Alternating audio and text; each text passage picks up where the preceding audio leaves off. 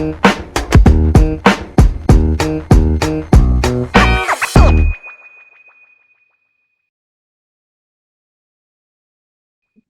everyone. Welcome to the Blockopedia Podcast. I'm Mohammad Ahmad Khan, co founder of the Blockopedia. Today, we have Akash Gaurav, founder and CEO of Palladium Labs, a company building institutional grade financial infrastructure on the blockchain. And Akash's journey is pretty unique. He went from Patna to IIT Bombay and then worked with the government on the blockchain based certificates, sold his first company, and then went dap into DeFi and the Bitcoin before landing on what exactly he's building today, bringing real institutional finance on the chain. So, Akash, welcome to the show and great to have you here. Thank you. Thanks a lot, Ahmed, for having me. Yeah. So, Akash, I would love to start from your journey. You grew up in Patna and made it to IIT Bombay. What was the journey behind it, and what is the things like you have grown and learned from Patna to IIT Bombay? So I grew up in a pretty regular middle class family in Patna. My dad was in the textile business, and my nana ran a school. So, I'd seen entrepreneurship around me in some form, but definitely technology and startups were not part of the world I grew up. And then I came to IIT Bombay, and suddenly the world became much bigger. I remember joining Innovation Cell unit inside the college in my first year, where we were working on an autonomous car. And then everywhere around me, I could see people experimenting and building really cool things. And I think that environment changed my definition of what I wanted to do after college. I stopped thinking that the objectives of IIT was simply to graduate and get a good job. I started thinking that, uh, maybe I can actually build something meaningful myself that can lead to an impact. Amazing. And is there any specific moment at IIT Bombay that got you interested in Bitcoin and the blockchain? Absolutely. It was actually in my cryptography class, one of the, most memorable moment I have from my college. And my professor mentioned Bitcoin briefly as one of the applications in a humorous way. I didn't understood much about it at that point, but it was interesting enough that I went back to my dorm room and started reading about it. And then I basically went down this rabbit hole of Bitcoin. This was around 2014. Honestly, a lot of it was difficult for me to understand at that time. And even today, 12 years later, I sometimes feel like we are still discovering the implications of what Satoshi actually created back then. But then, that fascinated me, that the idea of Bitcoin that wasn't purely technology, it was like a strange and beautiful combination of cryptography, economics, incentives, and even a pinch of philosophy thrown inside it. So, and somehow I just believed there was something important there. Um, then a then kind of a funny business kind of an opportunity I found out. I noticed a pretty significant Bitcoin arbitrage between the Indian and European market. My brother was studying in Italy, so we already had banking channels between the two countries. And we started using those rails to capture some of those arbitrage. And, that's how I got fully hooked into the Bitcoin and crypto space overall. What was the time? Like it was 2017, 2016. No, this was in my sophomore year, almost in 2014. Oh, very early stage. Yeah, and that was the time when there was this arbitrage opportunity because I know that I did that for a couple of years, and then by 2016, the market was efficient enough to, you know, not have that a college student can just run a bot and make a good money out of it. So in short, we can say like you are the first 100 peoples in India who discovered and learned more about the Bitcoin. I'm not sure about that. What should be the hierarchy here, but definitely at that time, even. even at IIT Bombay, I remember that not a lot of people would. I mean, forget about not a lot of people. I think hardly anyone would know.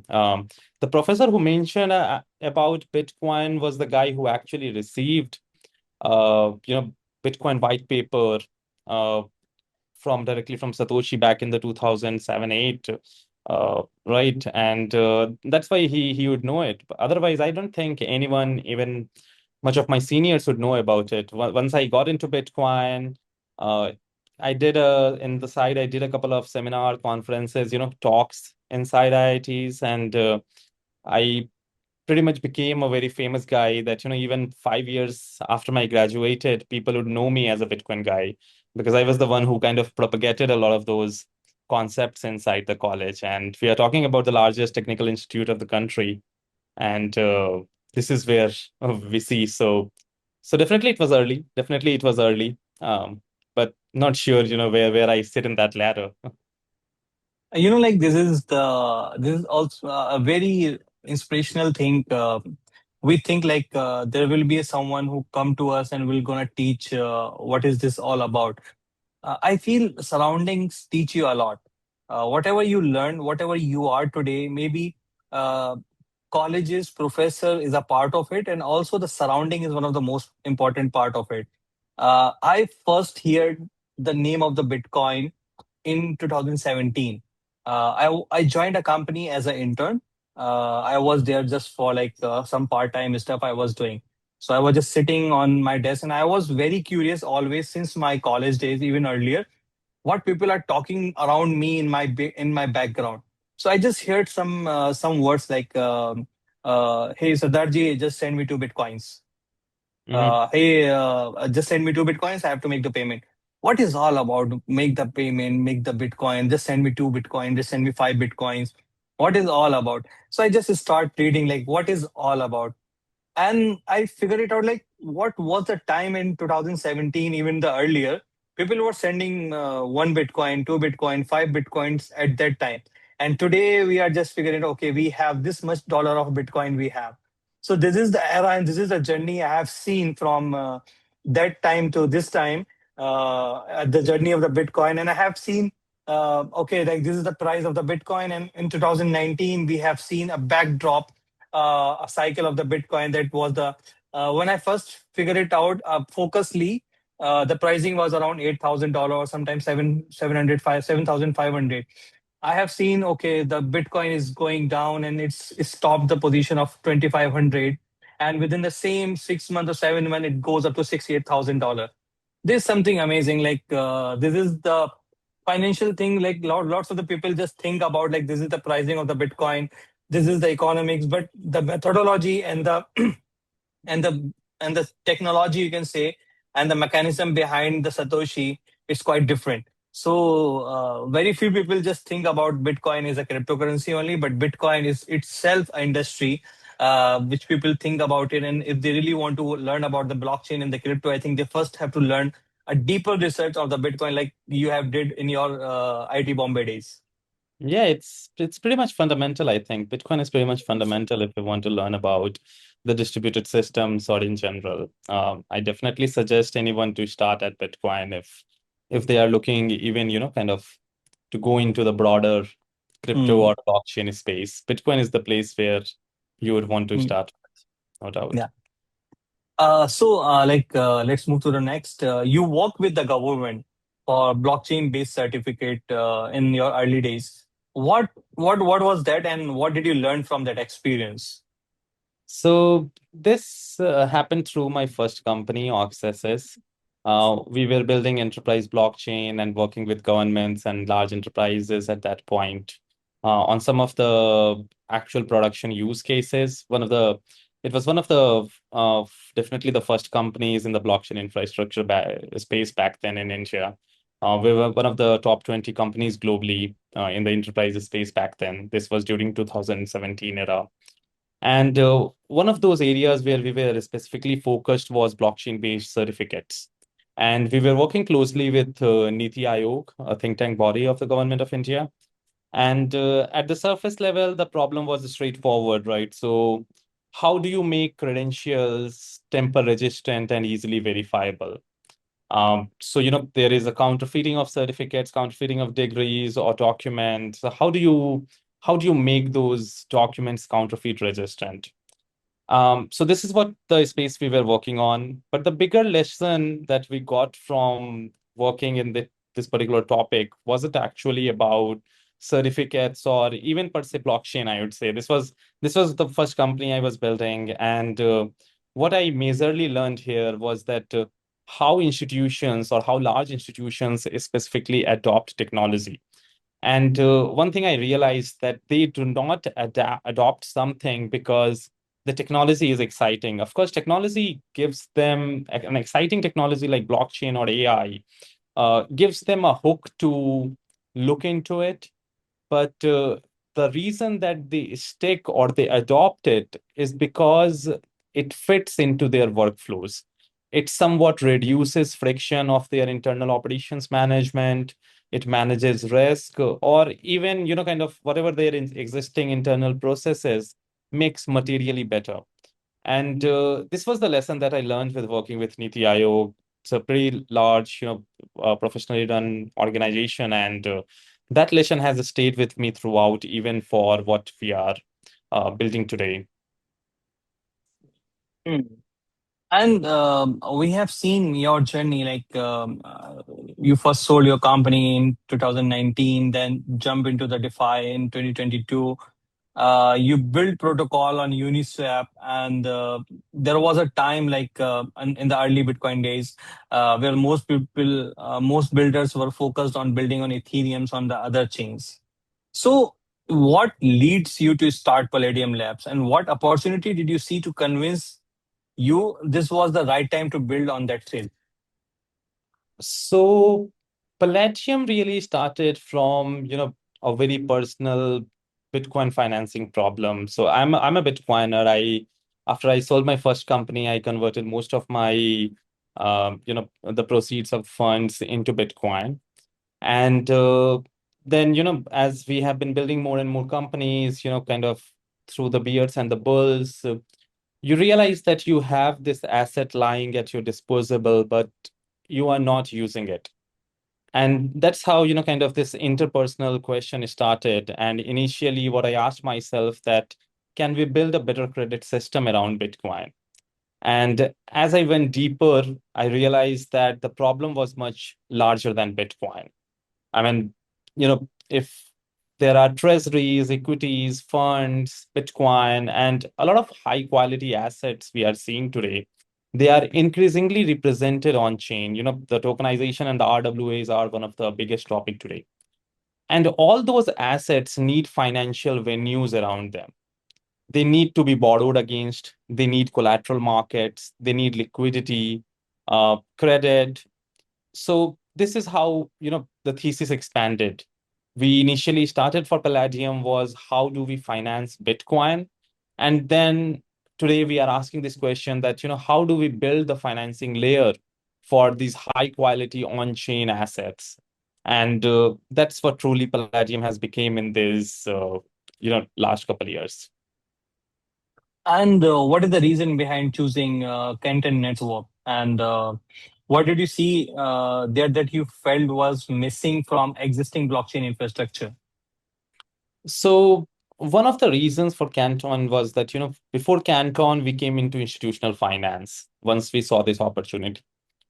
And when we talk about institutional finance, they fundamentally require two things that are difficult to compromise on, and you do not get that anywhere on any other public blockchain.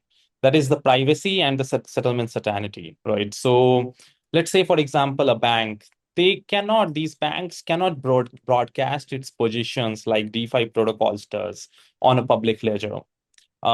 They must ensure that the positions, counterparties, credit terms, transactions, and they stay hidden or private from the entire world.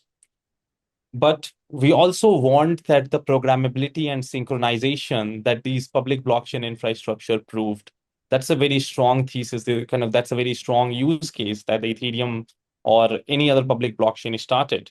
And we want that programmability because the programmable finance unlocks you the doors that is very hard to get on if you are not building on blockchain. And that's what made Canton very interesting to us. Canton provides us this way where you can keep your positions private. You don't have to broadcast. You are still settling atomically, and kind of you have the finality without broadcasting your position. And then when we talk about Daml, it goes even one level deeper.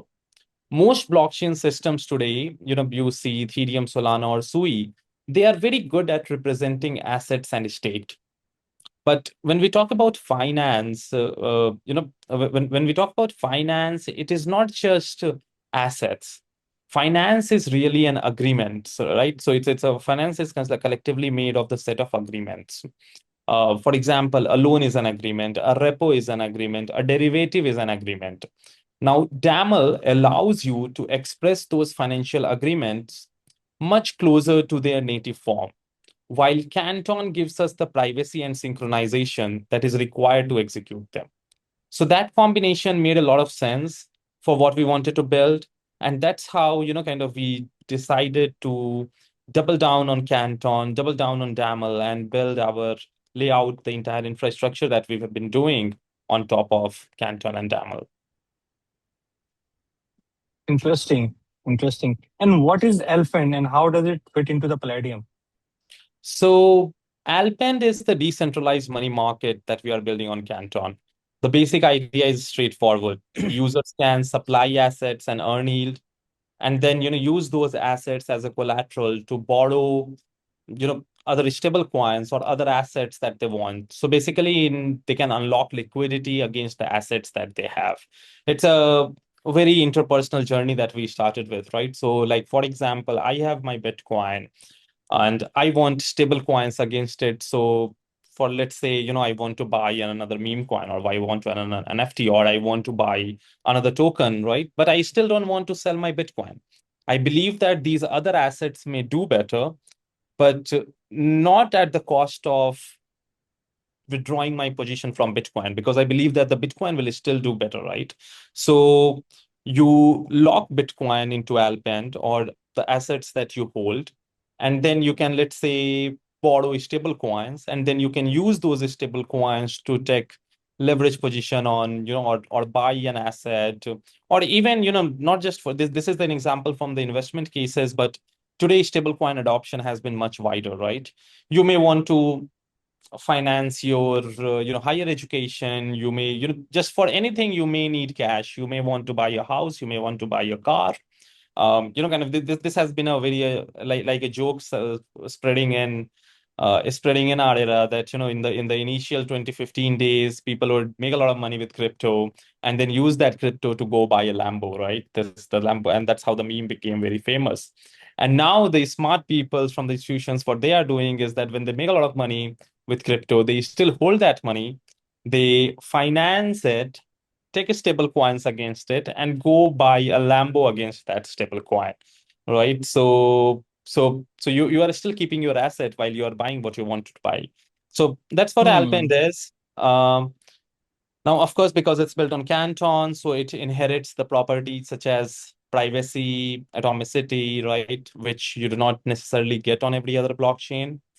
And it fits into the wider thing that we are building at Palladium. At Palladium, we are trying to build this credit layer that for entire on-chain finance. And Alpend is one way through which we feel that we are making it inclusive.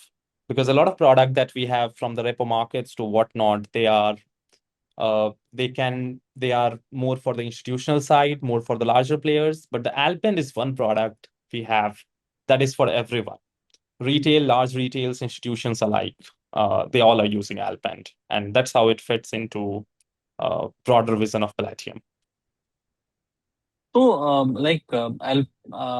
the Alpend, is the ambition for Alpend to remain a financial application for the stable coins, or to also become the infrastructure that other application and institution can also build on the same? I'd say definitely both. We started and we want Alpend to be a product that users and institutions can access directly. That's how it started. But definitely the bigger ambition is underneath it. Imagine you are building a crypto bank or a leveraged product, a derivatives platform, or any other financial application. Now, every time a builder is going to build a financial application, you should not necessarily have to build an entire credit and liquidity engine yourself. And that's what brings us to, that's why we launched Genesis Fund. So Palladium Labs launched a 10 million CC grants program last month, specifically for the financial builders on Canton. They can leverage the infrastructure that we have already put it in place and build themselves the next big crypto app on top of it. While, kind of it goes both way. They could use the Palladium's infrastructure, Alpend's money market, right? They can build faster. And of course, it gives us more use cases and more liquidity that is drawing towards, right? So that's how we are trying to create a network, as well as how we are trying to give away, kind of give back to the ecosystem that we have been building on. Interesting. So you also have a grant program for other builders. Yeah. We just launched it, I think, in the late June, early July. We launched it. We have already backed four companies. Three of them are derivatives product, one in the payments space. We already dispersed those grants, and we still have, I think, around 16 more grants to give out, which we are going to give in the next 10 to 12 months. Amazing. And why is building financing infrastructure around tokenization assets and other stuff as important as tokenize the assets themselves? Um, So, yeah, I mean, don't get me wrong. I mean, of course, tokenization is very important, no doubt about it. But because owning an asset, so how I'd put it is that the owning an asset and being able to finance an assets are two completely different things. So imagine an institution, that owns $100 million of treasuries and need $20 million in liquidity. Now, it could sell $20 million of those treasuries, whether tokenized or not. That's how one route is for them to get those access to cash, or they could borrow against them. They could borrow against those $100 million of treasuries that we have. And they can maintain the position, keep earning the yield that they are still doing. Their balance sheet doesn't change. They do not execute a taxable event because they never sold, and then they also access the liquidity that they need. And the second part, right, of accessing liquidity is what functioning capital markets provide. And that's why, we are very strict on the point that financing infrastructure is as important or maybe more than tokenizing the assets. So if trillions of dollars of assets eventually move on chain, but those assets can't be borrowed against, pledged, or margined, uh, then they cannot be efficiently used. And that's what we want to bring in. We have digitized the assets, we have tokenized them, and now we are capturing the capital market depths that is required to use those assets on chain. What about the market, like the future things? Is there any big opportunity at the intersection of traditional finance and the blockchain over the next few years? Sorry, can you, I didn't understood. Can you repeat? Like we are more into the tokenization and tokenizing the assets. So, what do you see? Like, is there a biggest opportunity at the intersection of traditional finance and the blockchain over the next few years? Yeah, I think really this is one of the biggest opportunities that I saw at the intersection of TradeFi and blockchain is collateral mobility. So you can say that the today financial markets are extremely fragmented. Assets sit with different custodians, banks, exchanges, settlement systems, and whatnot. And moving capital between these environments create enormous friction. And that's why, kind of you would see that the financial market today is one of the heavily regulated, heavily brokerized industry. Now, blockchain gives us the possibility of creating a common coordination layer between these different systems that we see in the financial layer. And I don't think the future is necessarily where every financial asset is living on one blockchain. Maybe, these there are different specialized blockchain for these different kinds of assets and different kinds of venues they are living in. But I think it's different assets and different financial applications being able to coordinate and settle with each other uh, as though they are participating in one connected market is where the bigger opportunity is. And that's much more interesting to me than, let's say, something like tokenization itself.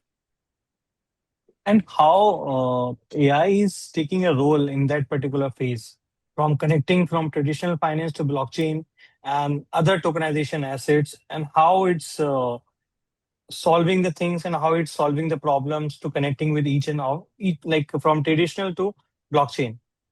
So AI definitely, they have become, we are at an inflection point. I think that this inflection point has already came where AI is now being deeply penetrated inside every component of every system. So if we think about any system to work, whether in conjunction of uh, running parallel or running independent to a system, AI is playing a role into it, right? Whether from the risk management to the asset synchronization, settlement, and whatnot.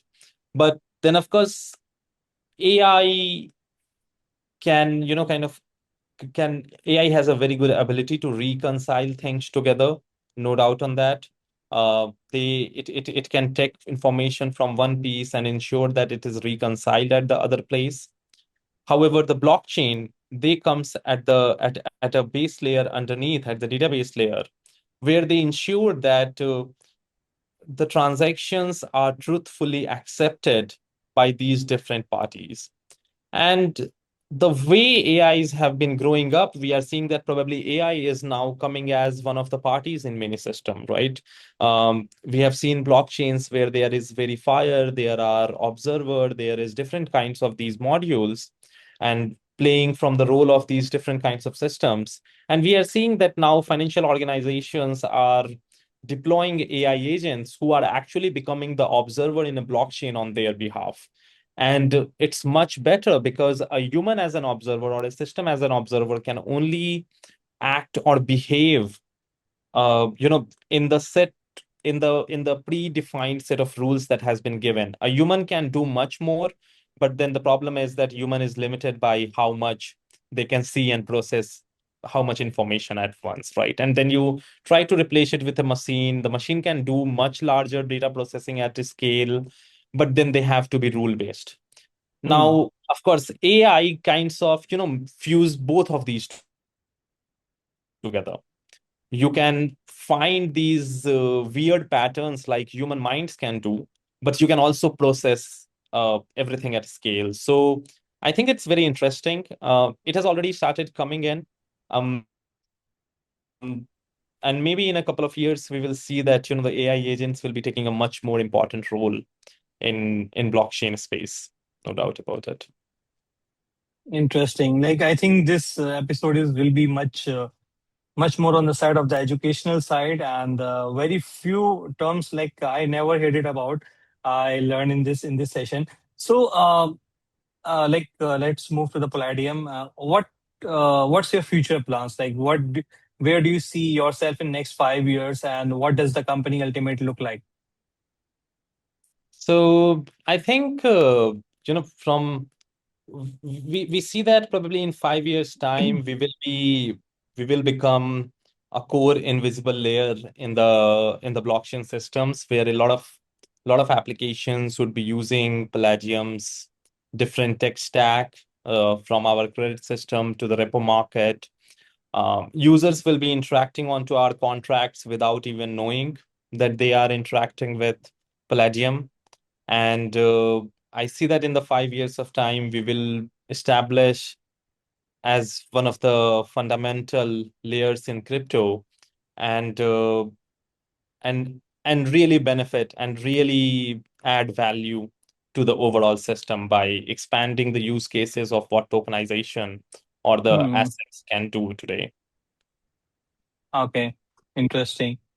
Okay, I have some rapid fire questions as well. It's like very funny things I have. So, one person or founder in this space you learned the most from? I'd say Balaji Srinivasan, definitely. Hmm.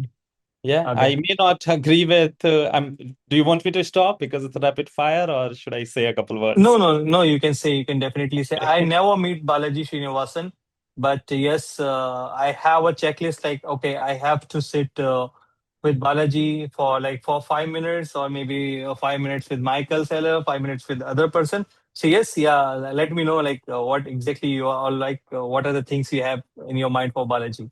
No, so I was just gonna say that definitely, he's the person I think that I have came to learn most from, being in the vicinity of Singapore.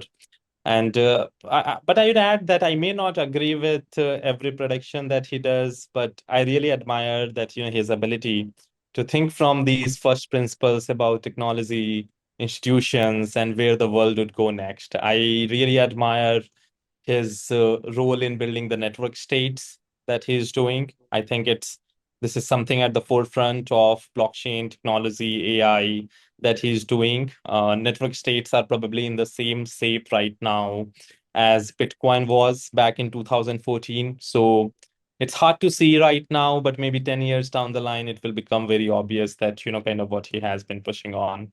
So those are Hmm. the things that why I really admire and learn from him. Have you got a chance to sit with him Very briefly in Singapore. Yes. in Singapore? Okay. So, regulation is the biggest blocker or biggest accelerator for this industry. I would say now I would tend to say the accelerator because institutions don't need an absence of regulation. They need clarity. So, given Hmm. the kind of a space I am building on now, I think that they are accelerator more than a blocker now. And what is the one thing traditional banks do better than crypto still? Protecting new users' funds, right? I mean, if the user doesn't know much about finances or is not very tech savvy, they should better stick with the traditional banks, right? Rather than trying to go in crypto. So I still feel that they does that very well. If your money gets stolen, your credit card gets used unnecessarily, you lost your password, whatnot. They do a very good job in helping out these new users. Hmm. And 5 years from now, is Palladium a company or an infrastructure everyone just uses without thinking about it? I would say invisible infrastructure. Definitely, that's how our goal is to get this become an invisible system behind Hmm. the blockchain rails. Hmm. Interesting. So I think I have asked so many questions, and this episode will be more on the side of the Bitcoin finance and regarding the Palladium. And yes, we Palladium has also a grant program for the financial builders. So, anything would you like to share, or would you like to share any message or convey anything through this episode to the audience who is watching? I would say that definitely blockchains and crypto infrastructures are right now in a phase where things have been changing very rapidly. And the two reasons I would say, although generally we should avoid talking about the prices of cryptocurrencies, but one thing we definitely see these days is that probably for the first time, in the history of cryptocurrency market cap and the pricing, we really think that the innovation is leading the prices that are happening, right? No financial advice. I'm not saying go and buy a ton of Bitcoin, but but it's from those who are inside the system. They know that where the space was 5 years ago and where the prices was and where now the space is and where the prices are. It kind of reflects. It's a very good thing.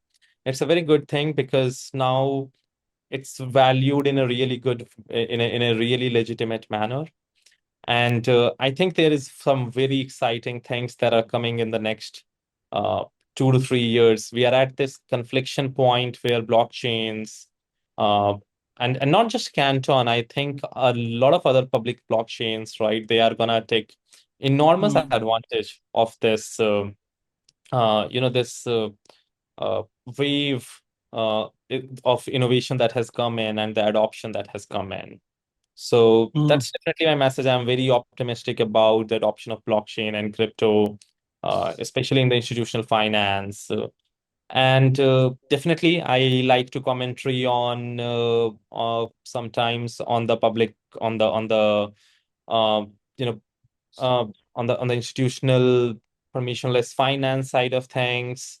What big is happening? Follow me at the rate Akash Gaurav X, and I definitely would like to see many of your audience engaging with us.